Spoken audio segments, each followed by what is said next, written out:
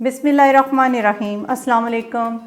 Welcome to Dar's kitchen. Dar's kitchen में आज आपके साथ बोंग की रेसिपी शेयर करूंगी। उससे पहले आपसे रिक्वेस्ट है, काइंडली मेरे चैनल को सब्सक्राइब, बेल आइकन को प्रेस, वीडियो को लाइक और फ्रेंड से शेयर करना मत भूलिएगा। चलें स्टार्ट करते हैं। बोंग बनाने के लिए सबसे पहले हम पानी डालेंगे। 2 लीटर पानी का इस्तेमाल करेंगे। ये वाला पार्ट जो हड्डियों का है ये इस्तेमाल करेंगे, तो ये इस तरह डाल दूँगी।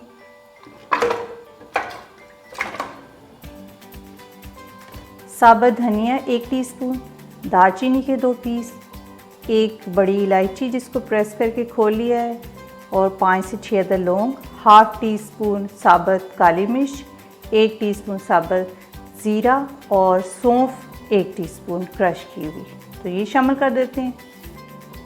1 टीस्पून नमक, तेज़पत्ता 1 अदद, लहसुन अदरक की पेस्ट 1 टेबलस्पून, छोटा सा प्याज। तो जो मैंने बोन्स डाली थी उसका वेट 1 kg है, तो अब इसको मैं बंद कर दूंगी ताकि अच्छी सी यखनी निकल आए।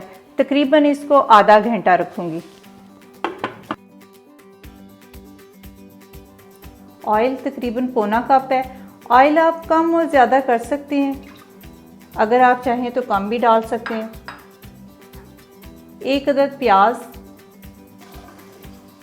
इसको सुनहरी कर लेंगे।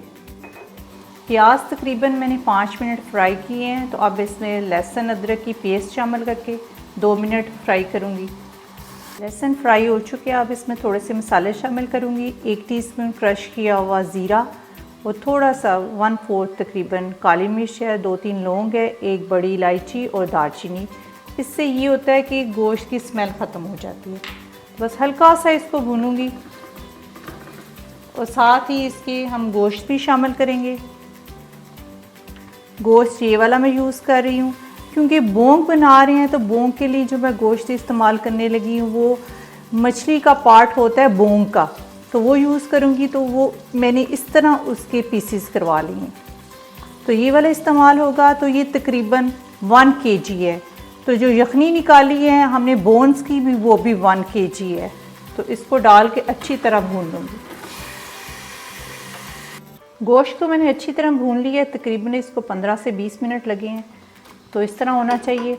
और मसाले आप नोट कर लें। 1 टीस्पून नमक, 1 टीस्पून सुर्ख मिर्च पाउडर, ½ टीस्पून हल्दी पाउडर और 1 टीस्पून कश्मीरी मिर्च, 1 टीस्पून धनिया पाउडर। तो अब ये शामिल कर देते हैं इसमें। हल्का सा बस इसको तकरीबन 1 मिनट भूनेंगे। अब इसमें 1 लीटर पानी शामिल कर दूंगी। पानी को बॉयल आ जाएगा तो उसके बाद इसके ऊपर ढक्कन लगा के और इसको प्रेशर लगा दूंगी। टाइम हमने इसका 20 मिनट्स रखना है।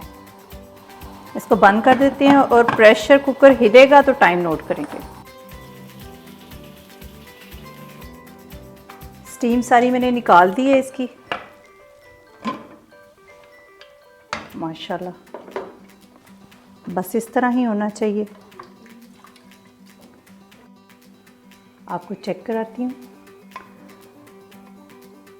माशाल्लाह बहुत ज़बरदस्त टेंडर हो चुका है। तो अब इसमें सूप भी शामिल कर देते हैं जो निकाल के हमने रखा हुआ है। अब इसको किसी खुले बर्तन में शिफ्ट कर दूँगी ताकि गोश्त जो है ना वो टूटे ना। स्टीम मैंने निकाल दी है सारी इसकी, तो यखनी जो है वो भी तैयार हो चुकी है। तो ये वाला सूप जो है ना हम उसमें शामिल करेंगे गोश्त में। तो जो मिक है इसमें से गूदा निकाल लेंगे और जो बाकी सूप है उसको किसी स्ट्रेनर से मैं छान लूँगी, तो वो फिर गोश्त में शामिल करूँगी। इसमें से गूदा निकाल लेंगे तो वो बीच में शामिल कर देंगे। कुछ रख देते हैं, वैसे जिसने एक्स्ट्रा यूज़ करना होगा वो एक्स्ट्रा यूज़ कर लेगा। तो ये इसमें शामिल कर देते हैं। साथ ये सूप जो हड्डियों का निकाला था वो भी शामिल कर देते हैं। अच्छी तरह मिक्स कर लें। तो अब इसमें मैं 2 टेबलस्पून आटा शामिल करूँगी, वो भी मैं आपके साथ शेयर करती हूँ। 2 टेबलस्पून आटा है और अब इसमें थोड़ा सा पानी शामिल करके इसको अच्छी तरह मिक्स करूँगी। जैसे हम सूप में कॉर्नफ्लावर डालते हैं उसी तरह ये इसमें शामिल करेंगे। इसको अच्छी तरह मिक्स कर लें ताकि गुठलियाँ ना इसमें रहें। तो अब इसको आहिस्ता आहिस्ता इसमें शामिल कर दूँगी।